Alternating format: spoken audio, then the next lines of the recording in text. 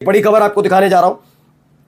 खबर यह है, सनातन का अपमान नहीं चलेगा, वकील ने सीजीआई पर फेंका जूता। ये वो वकील साहब हैं और ये आप सीजीआई गवाई को तो जानते ही हैं। बीआर गवाई जो है, बीआर गवाई चीफ जस्टिस ऑफ इंडिया, ये वहां पर पहुंचते हैं। अचानक इनके बेहद करीब पहुंच जाते हैं ये वकील महोदय और ये जूता उतार कर उन पर फेंकते हैं। हमले की कोशिश नाकाम तो रहती है, लेकिन एक चीज बहुत स्पष्ट हो गई कि सीजीआई जिस देश के अंदर चीफ जस्टिस ऑफ इंडिया पर खुल्लम खुल्ला हमला हो सकता है, आने वाले दिनों में सोचिए कौन कितना महफूज है। आप महफूज हैं, हम महफूज हैं, है कौन महफूज? सोचिए, चीफ जस्टिस ऑफ इंडिया पर हमला कर दिया। इन्होंने कहा सनातन का अपमान नहीं चलेगा, वकील ने सीजीआई पर फेंका जूता। आरोपी शख्स का नाम राकेश किशोर है।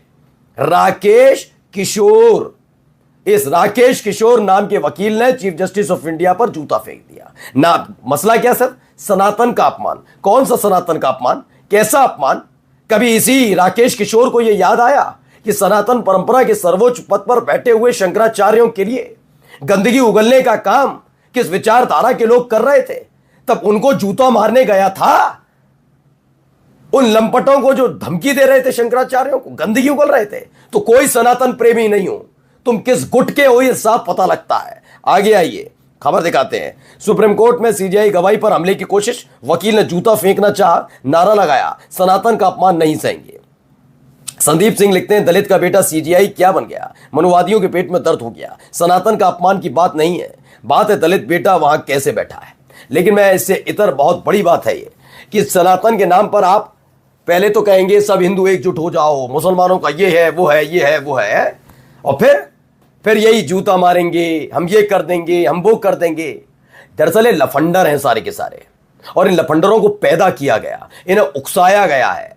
ये मैं कह रहा हूं ना, सनातन का आप बहुत मानते हो ना, सनातन सनातन सनातन सनातन, तो सनातन के बारे में बताता हूं। योगी आदित्यनाथ ने बयान दिया था हनुमान जी क्या क्या है, याद है आपको? राजस्थान चुनाव के वक्त, तब सनातन प्रेम नहीं जागा। शंकराचार्य को गालियां दी जा रही थी, सनातन प्रेम नहीं जागा। एनडीए के घटक दल के कई नेता भगवान श्री राम पर टिप्पणियां कर चुके हैं, लेकिन सनातन प्रेम नहीं जागा। सनातन प्रेम तभी जागता है जब एक विचारधारा वाले, सनातन नहीं वो, सिर्फ एक विचारधारा को चुनौती दी जाए तब। कोई सनातन प्रेम नहीं है इनके मन में, पूरी जिम्मेदारी के साथ कह रहा हूं, क्योंकि अगर सनातन प्रेम हो तो हर बात पर जागेगा, हर बात पर आप कुंठित होंगे जो आपके सनातन को चोट पहुंचाएगा, चाहे वो इधर वाला हो या उधर वाला। लेकिन इनके लिए उधर वाला गंदगी उगल भी दे, आपके अपने इष्ट देवों को गाली बक दे, बदतमीजी कर दे, तो कोई फर्क नहीं पड़ता, जैसे उनको अधिकार है। बस इधर वाले अगर कुछ भी कर देंगे, आलोचना भी कर देंगे, तो वो महापाप में गिना जाएगा और जूता फेंका जाएगा। ये इनका काम है।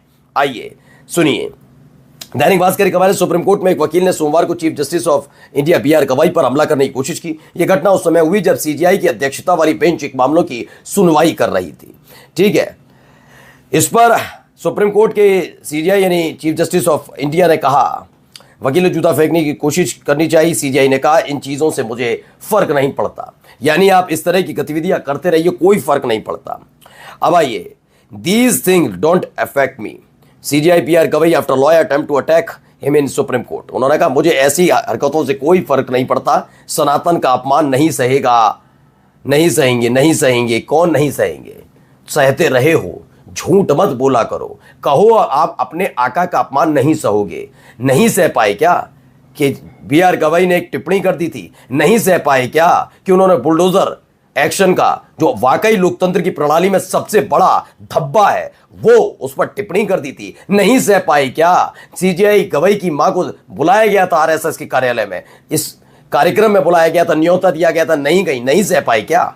क्योंकि अगर भगवानों पर टीका टिप्पणी करने से इतनी ही भावनाएं आहत होती हैं, तो यकीनन हर दूसरे दिन ऐसा ही जूता लेकर किसी न किसी के पीछे आपको दौड़ना पड़ेगा। ऐसे कई एक पर्टिकुलर पार्टी में हैं जो करते हैं, बयान देते हैं और सनातन का अपमान करते हैं, हिंदुओं का अपमान करते हैं। अब आपको लेकर चलता हूं पश्चिम बंगाल। ये तस्वीर निकलकर सामने आई, वीडियो।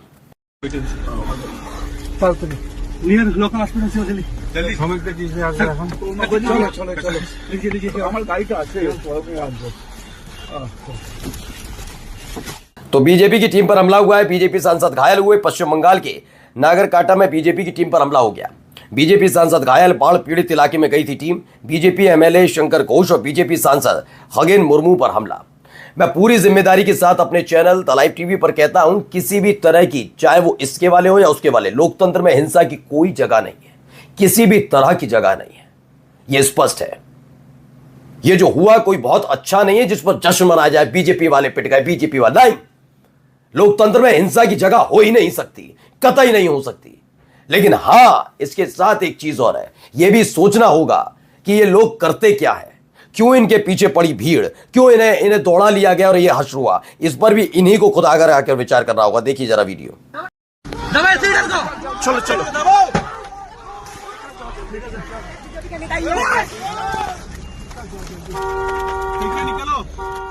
तो बीजेपी विधायक शंकर घोष की गाड़ी पर जानलेवा हमला हुआ। बाढ़ पीड़ितों से मिलने पहुंचे बीजेपी एमपी खगन मुर्मू पर भी हमला हुआ है। पश्चिम बंगाल के नागरकाटा में बाढ़ राहत कार्य के दौरान पहुंचे थे दोनों नेता।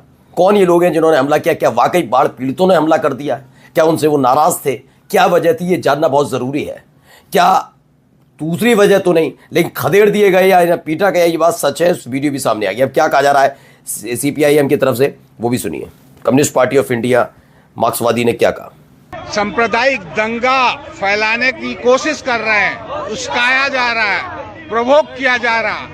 दो अलग अलग बच्चे क्रिकेट खेलते हैं और उस क्रिकेट में झमेला झपड़ हो जाता है। उस घटना को भी हिंदू मुसलमान में तब्दील कर देने का प्रयास यहाँ के विधायक बीजेपी के शंकर घोष करते हैं। तो ये है सिलीगुड़ी के भाजपा विधायक है शंकर घोष पर आरोप लगाए, जिनको पीटा गया है, जिन पर हमला हुआ है। बार बार इस शहर में दंगा लगाने की कोशिश कर रहे हैं। क्या यही एक वजह है जिसके चलते वाकई लोगों को सब फूट पड़ा? दिलीप सिंह है, सीपीआईएम के नेता है। वहीं 5 जन की भी खबर है। पश्चिम बंगाल में भाजपा नेता पर जानलेवा हमला। भाजपा विधायक शंकर घोष और सांसद खगेन मुर्मू जानलेवा हमला हुआ। जलपाईगुड़ी में बाढ़ पीड़ितों की मदद करने गए थे दोनों भाजपा नेता। जलपाईगुड़ी में बाढ़ पीड़ितों की मदद, जहां टीएमसी के गुंडों ने 5 जन लिखता है भाजपा नेताओं पर जानलेवा हमला किया। यह हमला पुलिस की मौजूदगी में हुआ। हमले के वक्त पुलिस भी मौजूद थी। दोनों नेता गंभीर हालत में अस्पतालों में भर्ती है और इलाज जारी है। आइए अब अगली खबर जरा देखिए यहाँ क्या है। आने वाले समय में संस्कृति ही दुनिया की जोड़ने वाली भाषा रहेगी। याद रखना, संस्कृत के बगैर किसी का काम चलेगा नहीं। और इसीलिए हम लोगों ने उत्तर प्रदेश में इस बात के लिए किया, व्यवस्था बनाई। मुझे याद है, मैं बिल्कुल स्पष्ट कहता हूं, बात यह नहीं कि मैं हिंदू हूं इसलिए कह रहा हूं। स्पष्ट है कि संस्कृत अपने आप में एक भाषा है और गौरवशाली भाषा है, उसका भी सम्मान होना चाहिए। लेकिन यह भी सवाल उठता है कि एक भाषा के साथ आप कटपुल्ला, कभी ये जोड़ दो, फिर मदरसों की जांच, और फिर ये कर दिया जाए, हमने मदरसे बंद कर दिए। इन्होंने नहीं कहा, लेकिन कहा तो है ना बीजेपी के मुख्यमंत्री ने। क्यों ये सब कर रहे हैं? मैं अब भी कहता हूं, बिल्कुल संस्कृत क्यों, सभी भाषाओं का सम्मान होना चाहिए जिनका संविधान में जिक्र है। एक एक भाषा को विकसित करने की जरूरत है। लेकिन दूसरी भाषाओं को, अपने ही देश की दूसरी भाषाओं को दबाकर एक भाषा को जबरदस्ती अपने राजनीतिक फायदे के लिए इस्तेमाल करना, ये कोई इनसे सीखे। खैर, Allahabad high court declines to stop Sambhal mosque demolition. इन्हें रोक दिया गया। इलाहाबाद हाई कोर्ट ने डिक्लाइन किया है to stop mosque. I would have been surprised if the court ruled otherwise. इन्होंने कहा संभल का जो कार्रवाई चल रही है पूरा डेमोलिशन का, उस पर रोक लगाने से इनकार कर दिया। तो वही रातों रात बिहार के वोटर लिस्ट से गायब हुई 23 लाख महिलाएं। कांग्रेस का आरोप, जानबूझकर हटाए गए दलित और मुस्लिम महिलाओं का नाम। इस पर विचार करना चाहिए, लेकिन विचार करेंगे वो तो राजेश खन्ना है, वो कहां सुनते हैं किसी की। नमस्कार।